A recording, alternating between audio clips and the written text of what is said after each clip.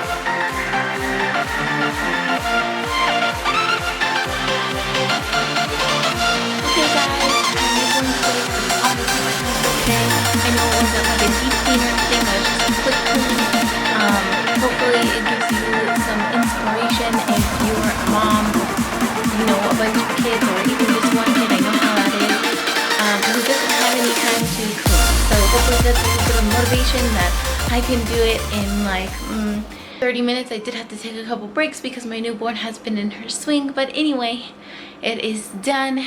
That is the end. Thank you for sticking through to the end of my video. Hit the thumbs up button and subscribe to my video if you'd like to see more. I do cleaning videos, hauls, DIYs, monthly updates of my newborn. We do vlogs, all kinds of stuff. Anyway, so I will see you next time, and thanks for watching. Bye.